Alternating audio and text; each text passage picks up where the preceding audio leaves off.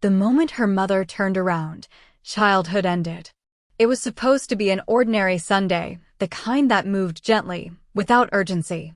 The church parking lot shimmered under the late morning sun, heat rising off the pavement in soft waves.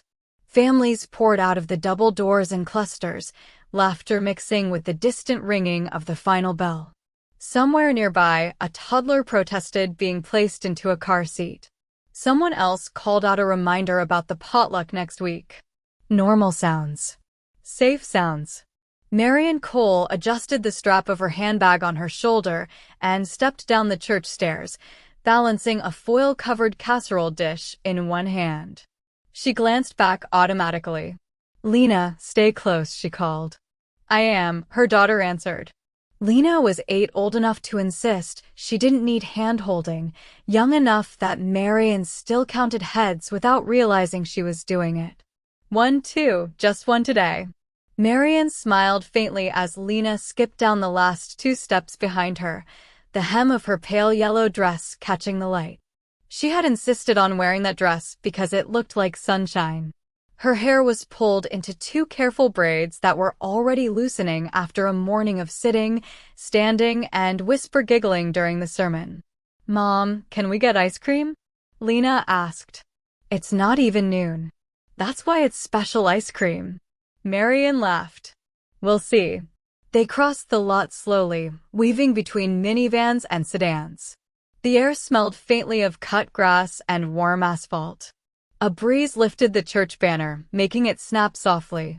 Marian shifted the casserole to her other hand and pressed her key fob. Her SUV blinked. She walked another few steps, then turned slightly. "Did you remember your?" The space behind her was empty. At first, her brain rejected what her eyes were seeing. Empty space does not register immediately when you expect a person to fill it. She blinked, scanning automatically. Left, right, behind the neighboring vehicle. No yellow dress. "Lena." The name came out lightly, almost casually. Children wandered.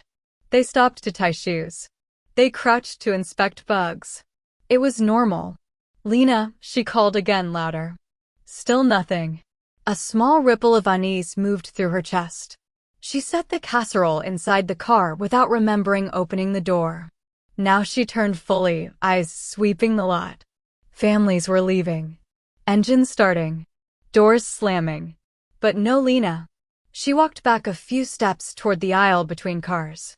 "Lena, this isn't funny." A passing couple glanced at her. "Everything okay?"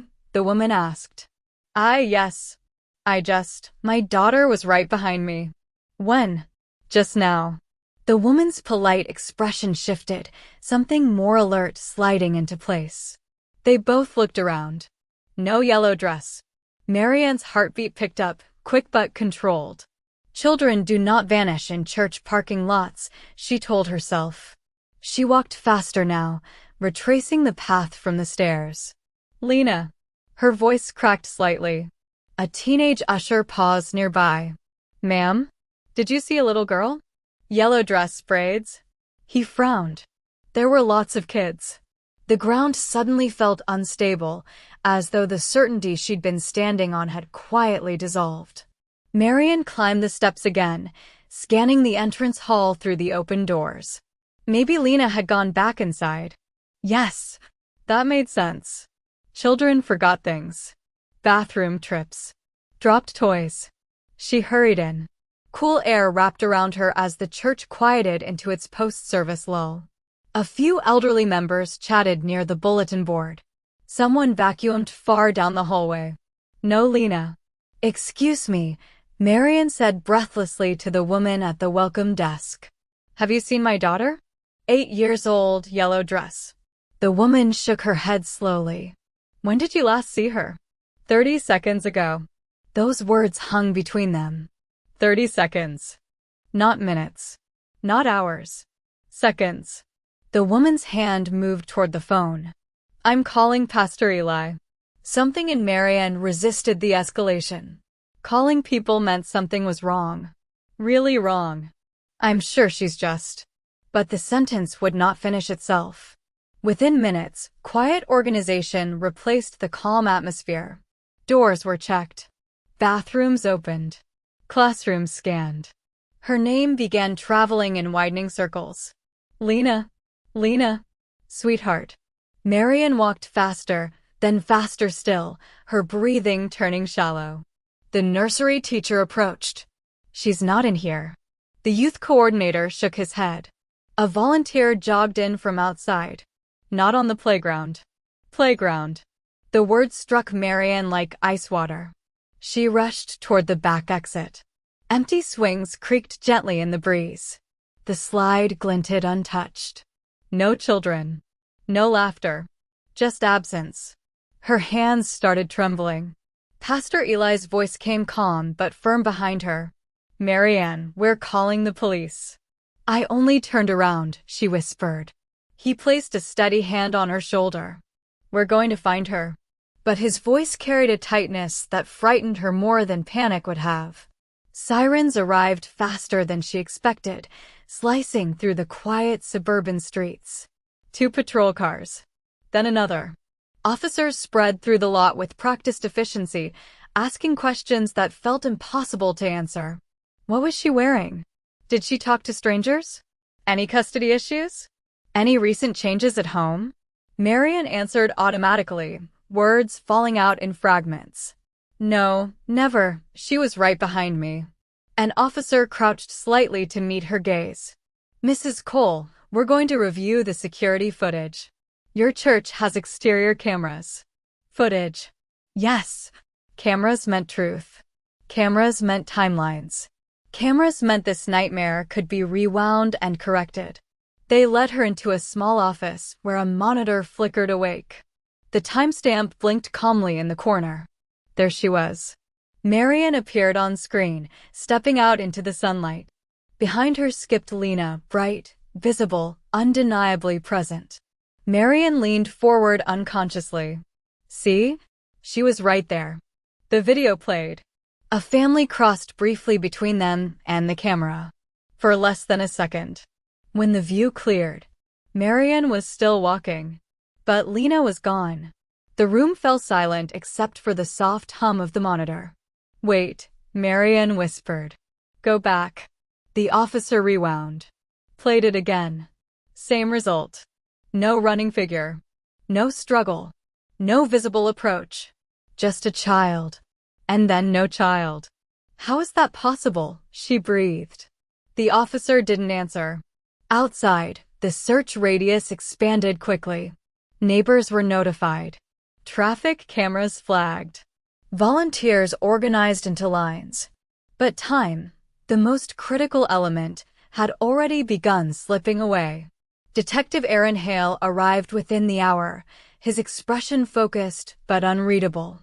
He had worked missing child cases before. He understood the fragile window where hope was highest. He also understood how fast it could close. He studied the footage repeatedly. Freeze it there, he said. The frame sharpened. He pointed. Is that her shoe? A tiny flash of white near the edge of a parked van. They pulled footage from another angle.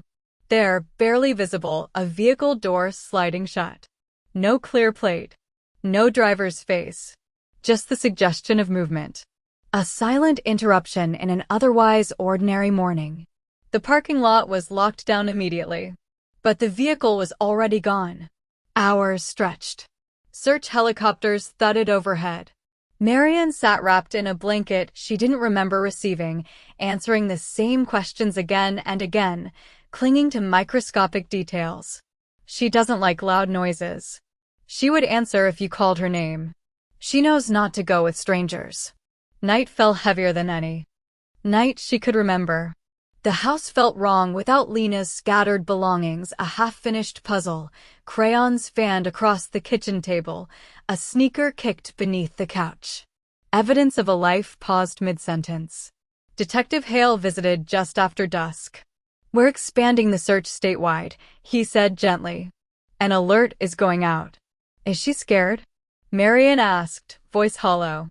He held her gaze. We are treating this as urgent. Days blurred together. Tips poured in, most leading nowhere.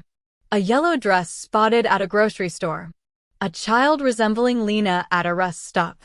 Each hope rose sharply, then collapsed. Until 3 days later, a patrol officer reviewing traffic cameras noticed a van circling back roads unusually slowly the morning Lena vanished. Another camera caught it again nearly 40 miles away. Then a break. A gas station attendant remembered a nervous driver and a quiet little girl who never looked up.